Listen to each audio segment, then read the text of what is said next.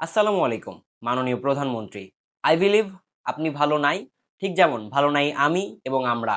আমার বোন রামিসা মারা গেছে, সরি, মারা যায়নি, মেরে ফেলা হয়েছে। আমি বিশ্বাস করি প্রমাণিত না হওয়া পর্যন্ত কেউই দোষী না, কিন্তু রামিসার ক্ষেত্রে যেটা হয়েছে, তার ধর্ষক কিন্তু তার দায় স্বীকার করে নিয়েছে। As per I know the rules, আমাদের দেশের আইন অনুযায়ী এই ধর্ষক এখনো জেলে আছে এবং তাকে 3 বেলা খাবারও দেয়া হচ্ছে, এবং দেশের আইন অনুযায়ী এটাই হওয়া উচিত। তো সেটাই হচ্ছে।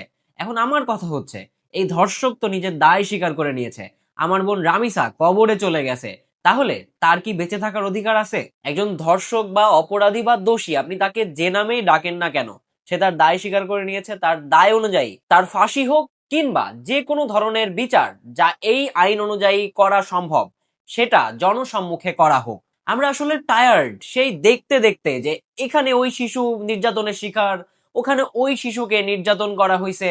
এই ধরনের নির্যাতনের নিউজ আমরা আর কত দেখবো? এতদিন কোনো কথা ওভাবে বলতে পারি নাই, যদিও ফেসবুকে বলেছি, তবুও স্ট্রংলি একটা পয়েন্ট দাঁড় করায় বলতে পারি নাই, কারণ কোনো ইলেক্টেড সরকার ছিল না। তার আগে যে সরকার ছিল সে সরকারের আমলে তো কথাই বলা যেত না। আমরা এখন যে সরকার পেয়েছি আলহামদুলিল্লাহ আমরা কথা বলতে পারি এবং আমাদের সেই গণতন্ত্র আমরা চর্চা করছি।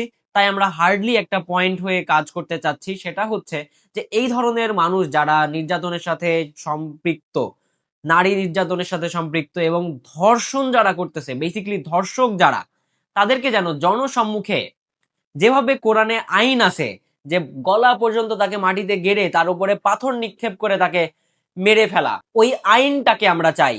যদি সেটা বাস্তবায়ন করা নাও যায়, এই ধরনের মানুষদেরকে জনসম্মুখে ফাঁসির আওতায় আনা যায় কিনা আপনি একবার একটু চিন্তা করে দেখবেন মাননীয় প্রধানমন্ত্রী। ধন্যবাদ।